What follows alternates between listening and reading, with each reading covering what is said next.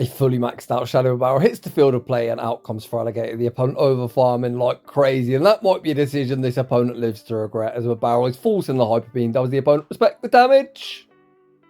Welcome back to the channel. It's your boy Jamie Finn 1415 back at it after a small hiatus, uploading to the YouTube platform. At the time of recording this video, in just a few hours time, Season 24's Go Battle League draws to a close, which means only one thing. It's time to showcase the best triple shadow battles you are going to see absolutely anywhere from my Discord, the one and only Shadow Hub. Firstly, a massive thank you to everyone who submitted battles in today's video, because without you guys I wouldn't be able to put this together. Secondly, special thanks go out to both KitKat and Summers for helping me organise all the battles. And last but not least, a huge thank you to Pat for providing the graphic on the left hand side. I've got a terrible habit of yapping for far too long, I'll be honest. It's been a while since I shoutcast, so without any further ado, let's get into the battle. Getting us underway today, we've got none other than 31 Scorpion leading Torterra into Greninja. The opponent makes a very interesting counter swap, save switching into Drapion, which arguably has a much worse matchup. 31 Scorpion gets off a massive amount of Mud Slap damage, opts to catch onto Honchkrow using the damage sponge, and you can already tell this thing cannot tank a hit for shit. Switch advantage has been lost, but this Drapion is nothing but free farm for Torterra. Torterra re-enters the arena, gets a full Mud Slap farm down, leaving with a bucket load of energy. The opponent sends back out Greninja. Honestly, what the heck is in the back? Frenzy Plant forced to protect shield. Torterra at the next Frenzy Plant. We recognise we would lose CMP and opt to take the extra Mud Slap. Hydro Cannon rocks us deep into the red health range. The opponent tries to snipe with Giratina. Giratina gets greeted with the Frenzy Plant, and it's all down to a 2-shielded Typhlosion to clean up. Typhlosion hits the field of play and instantly going to put up that Protect Shield, blocking up the incoming Ancient Power. Thankfully, the opponent doesn't get the boost. In theory, Typhlosion going to be completely walled in this matchup. But the thing is that Shadow Typhlosion simply does not care about typings. Blast Burn rocks Giratina deep into the red health range. 31 Scorpion shields up the next Ancient Power. Commits the Incinerate farm down, back out comes Greninja, one Incinerate and the Thunder Punch for optimal fast move timing. Thunder Punch forces the opponent's final Protect Shield. We pause, make the catch, back on Torterra, a back-breaking catch, a game-winning catch. We've got the next Thunder Punch locked and loaded, and that is going to be all she wrote. GG's, and thanks for playing. Heading into the next battle, we got Big Boy Shadow Snorlax into Shiny Gyarados. The opponent says no thank you, save switch into Florges, and here comes Drapion. Interestingly, Drapion opting for Sludge Bomb. Most do on Aqua Tail and Crunch, so potentially the opponent thinks it's only going to be an Aqua Tail, but if they don't know about that Sludge Bomb, they're about to find out. Sludge Bomb, even at -1, rocks Florges deep into the red health range, potentially putting him in a range where we can fully Poison Sting farm down afterwards. It's going to be close. Do 5 Poison Stings knockout. Just about. Drapion able to get that Poison Sting farm down. We bank our energy, reset our debuff, and send back out the big thick boy. Snorlax wastes no time, fires off the Body Slam, forcing the first Protect Shield of the game. For those of you wondering why I call Snorlax the big thick boy, you can see here it is hella bulky and tanks the Aqua Tail no problem whatsoever. The next Aqua Tail still going to be survivable, and Snorlax still not done, going to reach the departing Body Slam. Snorlax putting in hella work, fires off the next Body Slam, forcing the opponent all shields down. What the heck is in the back? Not entirely sure why they double shield that, but we're not complaining. Drapion re-enters the arena, goes straight for the Sludge Bomb. Sludge Bomb drops the opponent into the red health range, and out comes Gengar. The opponent reveals Cresselia's in the back, running Confusion. Gengar getting torn to shreds by Confusion. We fire off the Shadow Punch. Just about reach one further Shadow Punch. Cresselia going to make a very brief cameo appearance. Straight in and straight out. Back out comes Gyarados. We Shadow Claw farm down and take that game. In the next battle, we see a tough lead as Groudon stares down Palkia. We farm up, attempt an Aqua Tail catch onto Lugia. The opponent not falling for any of our shenanigans. We are going to respect a potential Spatial Rend. The opponent doesn't disappoint, forcing that Spatial Rend and send out Zacian. Much like the Giratina matchup we saw earlier, in theory we're fully walled here, but Aero Blast hits like an absolute truck. I believe it's the best charge move in the game. I don't think anything now does more damage than Aero Blast. Potentially it does. I don't really play this game all that often. But what I'm trying to say is that thing just fucking claps everything. Unfortunately for us, Zacian shielded up the Aero Blast, leaves incredibly healthy, and we are AVA weak to Palkia. I've got no idea how we're actually going to deal with that Palkia, but I guess we're about to find out. Palkia re-enters the arena. Do we survive an Aqua Tail from here? Oof, just about. Ho-Oh hangs on fractional HP, fires off the Brave Bird. Brave Bird forced the final Protect Shield. Groudon re-enters the arena. Why are we fire punching? Do they still have a shield? Uh-oh. They don't have a shield. I guess we're looking to get an energy lead. And speaking of no shields, we're also going to find ourselves all shields down. The opponent not wishing to concede a farm down. Send out Solgaleo. And oh, baby, Solgaleo going to be straight in and straight out. Get that Solgaleo off my screen. Back out comes Zacian. Zacian gets outpaced to the Fire Punch. Groudon absolutely popping off. Back-to-back booms. Back out comes Palkia. We Dragon Tail farm down and take that game.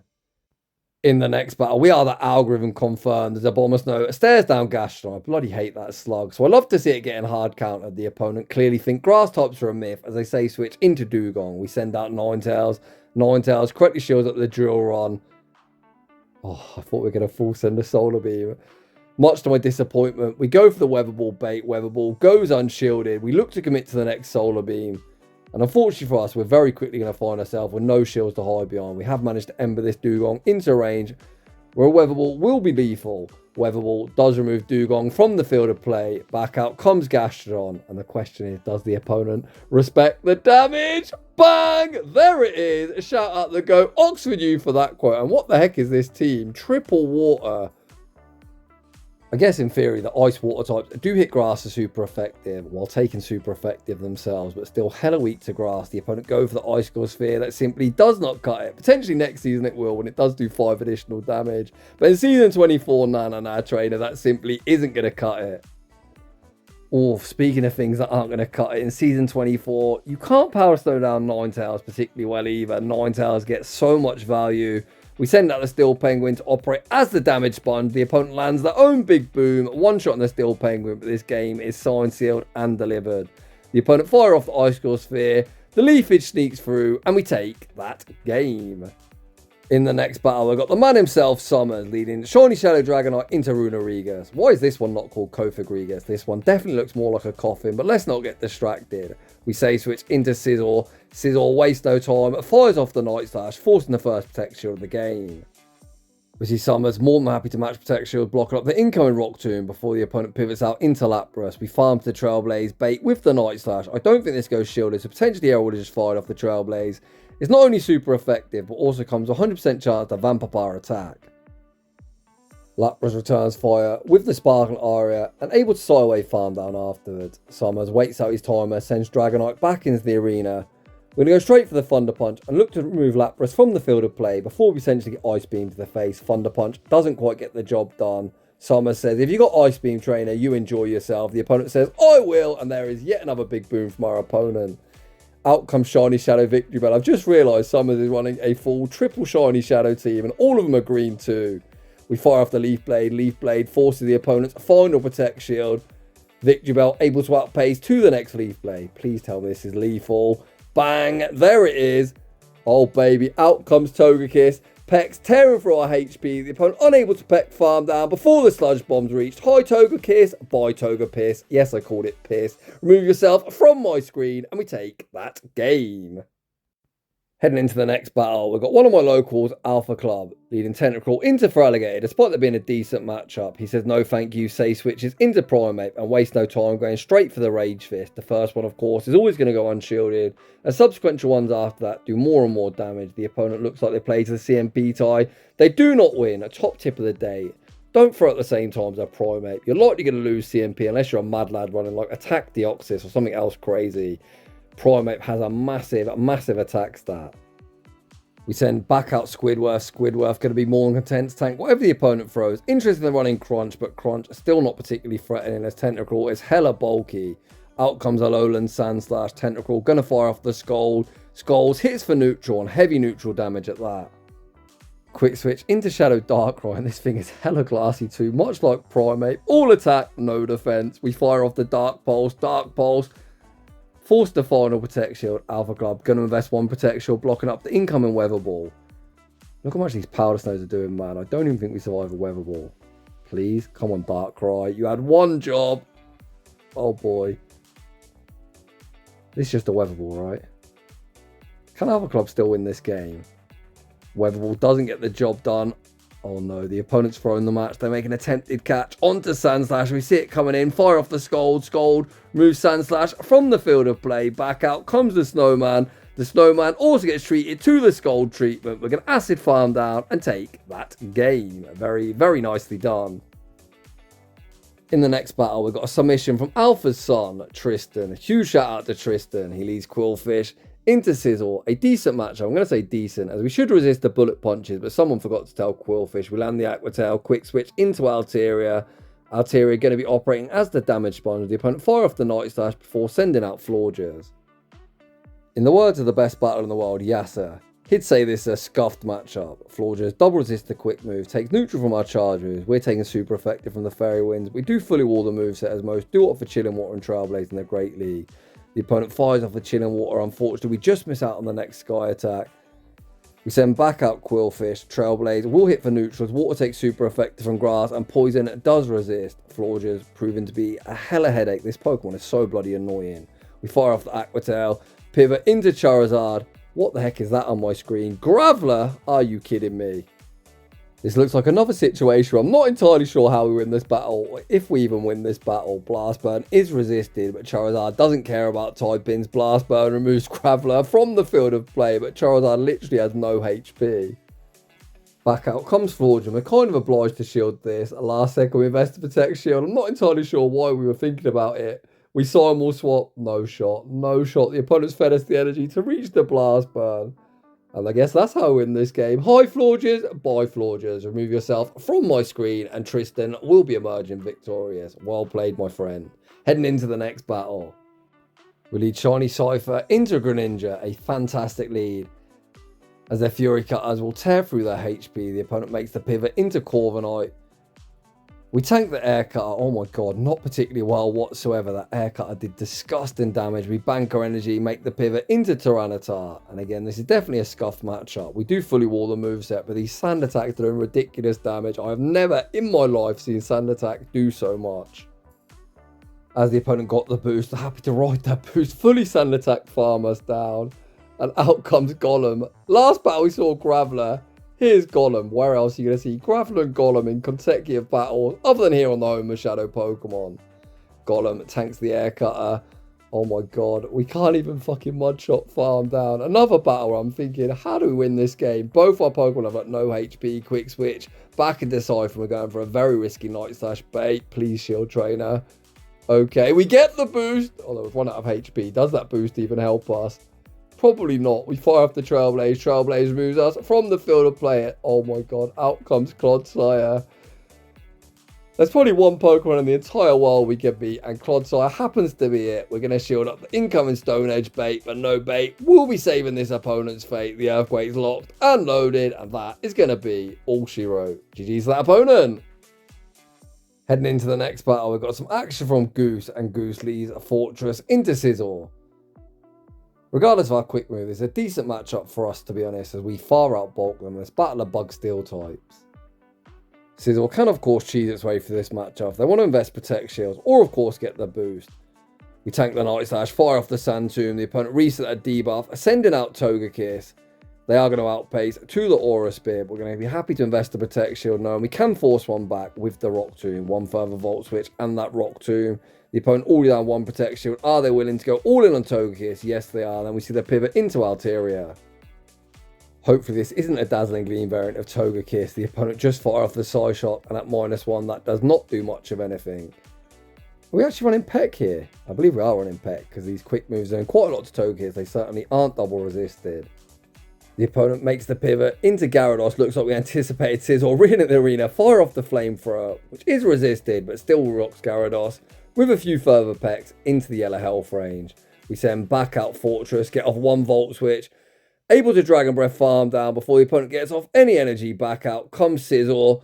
We commit to the Dark Pulse. A Dark Pulse is easily going to knock out. The question now becomes, can we double resisted Dragon Breath farm down Togekiss? I guess we'll never know. The opponent's like, nah, you've got me. And they concede the match.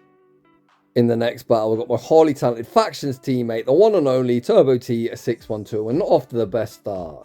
Okay, this is playable. Whilst the opponent's hitting for super effective, we are too, and Trailblaze comes 100% chance of vamp up our attack. The opponent shields the Trailblaze, attempt the Incinerate farm down, and ends up in a simultaneous KO, which is like a best case scenario. We now find ourselves in the guessing game. What the heck is that? A fully maxed out Ultra League Shadow Barrel Gator over farming like absolutely crazy, and this might be a decision the opponent lives to regret. We force in the Hyper Beam. Does the opponent respect the damage? They do not. Feraligatr gets one shot. Out comes Virizion, and it's Burnett's time to shine. Despite Turbo T still having 2 Protect Shields, he tanks the Leaf Blade, recognising the opponent's going to have a near impossible task of attempting to double kick farm us down afterwards. We fire off the Dazzling Gleam, sneaking through the final protection. The opponent saves 1 shield for next season, which thankfully has probably started by the time you're watching this video, and we take that game. Heading into the next battle, we see Dusknoir into Shadow Fortress. Dusknoir, one of my favourite Pokemon. It's only actually walled by one singular Pokemon, which is Hisuian Zoroark, where you're not going to see unless you're unfortunately run into Callum on Toast. Dusknoir fires off a Dynamic Punch, unfortunately bouncing off the protection. If you're wondering why we Dynamic Punch there, despite Shadow Punch getting same type attack bonus, Dynamic Punch is better DP, and of course will do more damage overall. We then make the pivot into Drapion. The opponent fire off the Sand Tomb, debuffing our defense. Drapion gonna fire off the Aqua Tail. I guess we're recognizing here 1 crunch won't be lethal, so we're gonna need 2 moves. Aqua Tail goes unshielded. Sand Tomb still won't be lethal. We tank the Sand Tomb, fire off 1 Poison Sting and the next Aqua Tail, and finally look to move this very annoying Fortress from the field of play. Down goes Fortress. Drapion, double debuff, but able to reach 1 departing Aqua Tail. The super spammy Scorpion, as always, puts in so much work. Dusknoir re-enters the arena, rips off the Shadow Punch. Shadow Punch goes unshielded, rocking Dedenne deep into the red health range, and it's going to force the opponent to dump some energy. Butterfree, you little buddy have 2 shields. Show me like a Primeape or something. Well, that'd be a boring battle. What do we want in the back? Oh god, not Mandibars. You couldn't ask for a worse matchup. These Confuse are non-stab and double resisted. This is definitely another battle where I'm scratching my head thinking, how the heck do we win this game? Bug Buzz will hit for neutral, but I don't think it's going to one-shot Mandibars, as this thing is probably like one of the bulkiest mod in the format. Go shielded too. Wait. The opponent tries to Snarl farm us down. Is Bug Buzz enough to knock out? No. Drapion deep in the red, tasked with clutching up this battle. We need to be mindful the opponent can try to make a catch. We shoot up the aerial ace. The opponent attempts to make a catch attempt unsuccessful. We don't even have the energy for the charge move. We survive the next snarl, reach the Aqua Tail, and somehow escape the dub. Oof. Very, very well played. GG's. The defense drop on that Bug Buzz certainly come in handy, and I think it's only like a 10% chance. In the next battle, we see Empoleon Jr. into Carbink, Bubbles, tearing through the HP. The opponent safe switch into Dugong, and out comes Gurdurr. What the heck is this thing? I've actually got a Gurdurr for the Ultra League. If you're wondering if it's any good, no, it's not. I think it's one of the worst investments I've ever made, and I spent like 650,000 bloody Stardust on this thing. Although in fairness, it does run Brick Break, so I guess it's getting buffed next season, although it'll probably still be completely useless. Out comes Gurdurr's big brother, Conkeldurr, which is a lot more playable. Conkeldurr gets a massive counter farm down. The opponent sends Carbink back into the arena. And questions need to be answered. What's in the back that you're going to send back out Carbink? We fire off a Dynamic Punch. The first one went unshielded. Conkeldurr says there's plenty more of where that came from. The next Dynamic Punch removes them from the field of play, and out comes Araquanid. I guess the opponent was fearful. We might have Stone Edge. That is in our arsenal, not that we're running it. We're opting for Legacy Brutal Swing.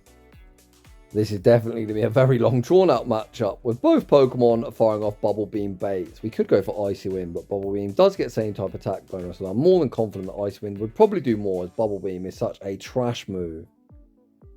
Araquanid is going to have to fire off something that isn't a Bubble Beam, but right on cue, that is the Bubble Beam. This battle reminds me of that Spider-Man meme, you know, the one where they're both firing webs of each other. You Bubble Beam me, we Bubble Beam you. We pivot back out into Conkeldurr, reset a debuff, fire off the first Brutal Swing, forcing the opponent's final Protect Shield. Araquanid hella bulky, Brutal Swing, doesn't get the job done. The opponent able to Bug Bite farm us down. Back out comes the Penguin. The Penguin able to Bubble farm down. 1 HP in a dream, baby. And we take that game. Heading into the next battle, we lead Steelix into Ampharos. A pretty good lead, unless they're running Focus Blast. Focus Blast would do a lot. The opponent pivots into Glisserpod, and they are completely core broken by a very annoying Steel Snake. Steelix going to shield up the Aqua Jet, and we see the pivot into Milotic, a Pokemon I cannot wait to use next season. This thing has been so useless since it was released to the Shadow. Now it's got Aqua Tail. I've got high hopes for it. It'll probably be my first video of next season. Yes, I am going to get back to uploading. We fire off the Wrap. Wrap doesn't get the job done. The opponent bank their energy, make the pivot back into Ampharos. Ampharos also going to fall victim of the debuff treatment. We fire off the Wrap. The opponent is going to get a massive Volt Switch farm down. I guess we're about to find out if they've got that Hail Mary Focus Blast. We instantly no shield. Oh, what a disappointment. It's just a Trailblaze. I say disappointing. It's like I want the opponent to win. I don't, I promise. I'm a very simple man. I see booms and I get excited regardless if it's us getting boomed, me getting boomed, or the opponent getting boomed. As long as someone's getting bloody boomed, we make the pivot into Tentacruel, and out comes Charizard. Charizard gonna fire off the Blast Burn. That doesn't look all that resisted, but Squidward, very bulky, tanks the damage, fires off the Scald. Scald picks up the one-hit KO. The opponent only has Gliscopod remaining, very low on HP. The opponent sends it back out. We Poison Sting farm it down, or perhaps Acid farm it down, and take that game. Heading into the next battle, Shadow Dusknoir stares down Venusaur, a neutral matchup. We apply more fast move pressure, but their charge moves are definitely more threatening, as Frenzy Plant one of the best charge moves in the game. Both trainers do overfarm. We end up playing to the CMP tie. We're going to shield up the Frenzy Plant, return fire with our Shadow Punch. Shadow Punch won't quite be lethal. If the opponent no shields like they do, we are going to be able to Astonish farm down afterwards. The opponent sends out Fear, and this is why Dusknoir is such a menace. Even normal types need to be fearful of that Dynamic Punch coverage. Dynamic Punch, force our Protect Shield back. We pivot into Forretress, baiting out Big Man Blastoise. Forretress completely core breaking the opponent. We waste no time. Fire off the Rock Tomb, debuffing Big Man Blastoise attack. The opponent throws one roller and the Hydro Cannon for optimal fast move time, but a -1 Hydro Cannon simply not going to cut it. Blastoise just about able to reach one departing Hydro Cannon. We're going to elect to let Forretress go down. Hydro Cannon removes us from the field of play, and out comes Charger Bug. Poor old Fearow, not going to be advantageous into this double electric backline. The opponent fire off the Drill Peck. We invest the Protect Shield. Looks like we're committing to fast moves. Unfortunately, unable to fast move farm down before the next Drill Peck's reached. Drill Peck hits for neutral with Charger Bug, withstands the damage, a fully Volt Switch farms down, and we take that game. In the next battle, we see a battle of Dragon types as Latios stares down Regidrago. We see the Say Switch into Groudon, running Dragon Tail, baiting out Azumarill. We waste no time, go straight for that Precipice Blades. That will land for heavy neutral damage, or at least so I thought. The opponent invested protection, they really didn't need to. One would be surviving the Dragon Tails were double resistant. I guess the opponent recognising Azumarill is going to have value in this matchup. We send back out Latios, shield up the Ice Beam. Latios reaching for that Luster Purge, but unfortunately it's going to get outpaced. The Ice Beam number 2, we invest the Protect Shield. Looks like we're going to heavily overfarm before firing off said Luster Purge, and we really need this to go unshielded. Luster Purge! Oh, man, I love this Pokemon. That is such a huge boom. Out comes Maloir. We bank a boatload of energy, make a very nice foul play catch onto Talonflame, looking to bait Regidrago back into the arena. Back out comes Regidrago, and the opponent is forced to dump their energy. Dragon Energy removes us from the field of play. Can Zach manage the energy well enough to win this battle? This is going to get close. Aura Spear removes them from the field of play. We're at the double. Please tell me that Cyber didn't knock out. First Aura Spear forces the opponent's final protection. We've actually got far more HP than I thought. And the next Aura Spear is going to be all she wrote. What beautiful energy management on display. A very, very well played game. In the next battle, we've got the Charon's Claw. And I'm laughing because I'm anticipating us running bloody Mareep again. He always gets me in shambles, that bloody Mareep. We lead Tyrant into Scizor. We instantly pivot into Qwilfish, go straight for the Aqua Tail. Aqua Tail forces the opponent's first protection. They fire off the Night Slash. Looks like the Charon's Claw happy to match protection, recognising we have got the pace advantage. The opponent remain on the screen, so we are going to fire off Aqua Tail number 2. Is the opponent going to go all in on Scizor? Of course they are. Who doesn't love to 2-shield bloody Shadow Scizor? It looks like the Charon's Claw happy to 2-shield his fish as well. We need to be mindful the opponent might look to make a catch. Well, I talked that into existence, didn't I? There is the Aqua Tail catch, catching onto Murkrow, but Murkrow is hella glassy. We send out Tyrant. Unfortunately, Tyrant unable to snipe him down before the foul play is reached. Or Drill Peck. Why would you not foul play? What a strange decision that was. Out comes Clodsire. Clodsire going to be greeted with the Dragon Claw. Dragon Claw able to land, and the opponent is going to have to dump energy there. Never ever Poison Sting farming down a Rock type. At this point now, we haven't got Mareep, I'll be honest. Mareep would definitely lose this battle. Oof! That is a savage catch. Catching back onto Qwilfish. Trevenant looks to close the show. Trevenant able to fully Shadow Claw farm down, leaving with the Shadow Ball. And have no doubt, a Shadow Ball from Shadow Trevenant is going to be all she wrote. Very, very nicely done once again. GG's. Heading into the next battle, we've got a submission from my friend Real Wavy and Saucy. This was actually going to be a full video, but as you can tell, I've hardly uploaded in the last month. So we've actually hand selected this battle because it's an absolute banger. Lead Alolan Sandslash into Kommo-o. A pretty scuffed matchup. We can hit them for super effective and they can hit us for super effective. We see the pivot into Starmie, hella glassy, gonna invest the protection, blocking up the incoming clanging scales before the opponent sends out Feraligatr, and there is no baiting. We full send the thunder. Does the opponent respect the damage? They do not. Feraligatr straight in and straight out, back out comes Kommo-o, and Starmie still not done, gonna reach the departing Surf, goes unshielded. The opponent sends out the Steel Penguin. Oh, I really want us to reach one more thunder, but we actually go for the pivot. Back into Sandslash, fire off the Jrog, force the first protection, and no one move will knock us out. The opponent is going to fire off the Hydro Cannon. Sandslash withstands the damage. The opponent going to fire off one further Hydro Cannon. We let the opponent enjoy themselves, and we are going to send in Bombardier, the only non-shadow Pokemon in today's video, but you can see it made a very brief cameo appearance. We're going to give it a pass. Heading into the next battle. We have no regular Kit Kat, we have the deluxe variant leading Trevenant into Sizzle. Kit Kat attempts a Night-Slash catch onto Altaria, catch attempt unsuccessful. The opponent does opt to chip and dip. But it looks like the opponent's actually happy to stay in, which means one of two things. They're looking to force a protection or they've got no answer. The opponent remain on the screen. Kit Kat takes the initiative. Gonna fire off the Sky Attack. I imagine this is like a double dragon team. Still double dragon if I had to hazard a guess. And if that's the case, we might actually be in a spot of bother here. Kit Kat sends out Talonflame. Talonflame sneaks the Incinerate. ABA Steel. Definitely not what I was expecting, but very playable for our Shadow Talonflame. These Incinerates hit for neutral and a lot of neutral damage at that. One Incinerate and the Flame Charge for optimal fast move timing. Flame Charge, oh, gets caught on Altaria. We've now got the Boosted Fly. The Boosted Fly also goes unshielded. Quick switch into Trevenant, able to snipe down. There's going to be a race. Back out comes the Steel Penguin. We fire off the first Seed Bomb. Seed Bomb force the opponent's final Protect Shield. Trevenant able to win the race to the next Seed Bomb, and that is going to be all she wrote. GG's to that opponent. That team was actually ABA Dragon Double Steel. A very fun and unique take. I don't think I've ever seen that variation, but cool team. Heading into the next battle. We have another Shadow Darkrai sighting. When Alpha used it, it was essentially just a damage sponge. Oh, okay. Please tell me I'm the focus blast. Shield, shield, shield, shield, shield, shield. Yes, trainer, we're baiting. We are baiting. Oh, they ruin all our fun. Send it out Tentacruel. Oh my days, that thing hit hard.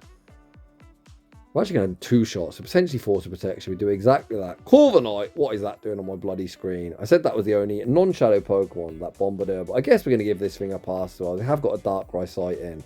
We fire off the Air Cutter. Air Cutter isn't lethal, but should enable a massive sand attack farm down afterwards. Corviknight is so bloody bulky and so bloody annoying. We do get a massive farm down, leaving with a boatload of energy. Although if Guzzlord re-enters the arena, it'll be a pretty good damage sponge. The opponent actually send out Talonflame. We land the payback. Unable to reach another payback. Just going to set off on Air Cutter. Air Cutter goes unshielded. Back out comes Darkrai. Darkrai, unfortunately, going to be used as the damage sponges. All down to Galarian Weezing to clean up. Weezing wastes no time. Fires off the Brutal Swing. Brutal Swing forces the opponent's final Protect Shield. They pivot back into Guzzlord. We've always got a no shield. If they've got a Sludge Bomb, so be it. The opponent clearly don't have it. Or they're baiting. Not entirely sure. The opponent fire off. Yet another Brutal Swing. Weezing over farms. Fires off the Sludge. Sludge will move in Guzzlord from the field of play. Back out comes Talonflame. They do win charge attack priority. We've got a shield to hide behind, which we use here. We fire off the Brutal Swing, and that is going to be all she wrote. GG's. Heading into the next battle. Haven't shoutcast like a month, and my bloody voice is killing me. We lead Ursaring into Grumpig. Our Shadow Claws are super effective, but the Dynamic Punch would very easily one-shot. If you never use Ursaring, trust me when I tell you, this thing is so glassy. Ursaring puts up the Protect Shield, blocking up the incoming Dynamic Punch. We attempt the Shadow Claw farm down, recognise we aren't going to get it. Banker Energy and make a very nice Dynamic Punch catch onto Gyarados. Oof. We are very immediately hard punished by Belly Bolt. Belly Bolt greeted with the Aqua Tail. I absolutely hate this Pokemon. All they do is shield, spam that Parabolic Charge and buff up your defense. Why are you shielding a bloody Aqua Tail trainer who hasn't done much of anything? Although let's not get distracted. Big boy Hariyama's on my screen. Despite Hariyama rarely being seen in the Go Battle League, I think it's actually pretty good, to be honest. Force Palm, one of the best quick moves in the game, and Upper Hand, without a doubt one of the best charge moves. You don't really see it used too often. It's actually a clone of Aqua Jet, Sludge, etc. But it actually has a defense debuff chance. I mean, it's a better move, just not very many good Pokemon have access to it. I think the only thing that really lets Hariyama down is his lack of coverage. Heavy Slam isn't it. Heavy Slam is such a trash move. What does it need to be good? Rock Slide, I guess. All the other fighters get it. Give it to my boy Hariyama. Oof, there's a big close combat. Boom. We Shadow Claw farm down and take that game. Heading into the next battle, we've got one submitted by Pikawawa. We leads Wireless into Artabax. Thankfully not running Ice Fang. This team is triple weak to Ice. Thankfully the operating more to Dragon type attacker. We fire off the Body Slam, forcing a protection, which of course means the opponent is going to Icy Wind us, forcing that very annoying debuff. We shoot up the Icy Wind, the opponent pivots out into Forretress, and here comes Trevenant. Trevenant should fully wall the moveset, unless they run like Disarming Voice. Some do run Disarming Voice, but most do run Trailblaze, plus Chill and Water. Hardly anyone runs Moonblast in their Great League. We fire off the Seed Bomb, a Seed Bomb goes unshielded. We can no-shield this, but can we Shadow Claw farm down afterwards? That is going to be the question.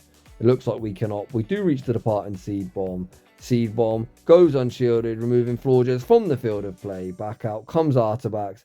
We send back out as Wireless. Wireless has the Body Slam banked. Body Slam isn't quite lethal. We attempt to snipe with Tyrantrum. Oh my god, running Rock Throw. Fearow, no. That poor old Fearow had a family. Tyrant says, I don't give a shit. Fully Rock Throw farms down, and we take that game. Rounding out today's video, we've got a real legend of the server, the one and only Jrog, and of course he's leading his signature Pokemon, a Shadow Nidoqueen. But unfortunately for him, Nidoqueen happens to be the Mud Slapper that loses to all the other Slappers. We say switch into Toucannon, baiting out Weezing. Full send the Beak Blast. Ah, what a pussy the opponent is. Man, this thing hits hard. I really wanted to see a one-hit KO. Okay, we might have another opportunity. If this is just another brutal swing, we're going to tank the damage. Jrog recognises it. And the opponent now in a tough position. Are they going to two-shield here in the mid-game matchup? No, they're not. The opponent gets one-shot vanquished. Back to its Pokeball. No, Feraligatr doesn't even farm down afterwards. Toucannon absolutely popping off. Toucannon, you beauty. GBL sometimes isn't all that complicated, or PvP in general. All you need is alignment, and Jrog has forced it here. We can just double shield here, wait for the opponent to pivot back out into Gastrodon, hard punish them with Trevenant, and we can essentially say GG's and thanks for playing, trainer. Top left, what are you going to throw? Earth Power, Body Slam, Water Pulse. You enjoy yourself. Trevenant resists everything. Trevenant going to farm up to the double Seed Bomb. You know the drill. The first will be moving the annoying Slug from the field of play when Gator re-enters the arena. We could have set up with a Seed Bomb, but Jrog like, nah, let's end the video in style. Full send the unnecessary Shadow Ball, get the screenshot for the road, and take that game. And that is just about going to wrap things up for today's video. An absolute banger as always. The Shadow Hub, you guys never disappoint. A huge thank you to everyone for taking part. So if you're enjoying the content, smash that like button. If you're new, consider subscribing. If you like your battles featured on my channel, a link to our battle submission form is down below. And I will be back to regularly upload. And I'd just like to say a huge thanks for watching. And I'll see you all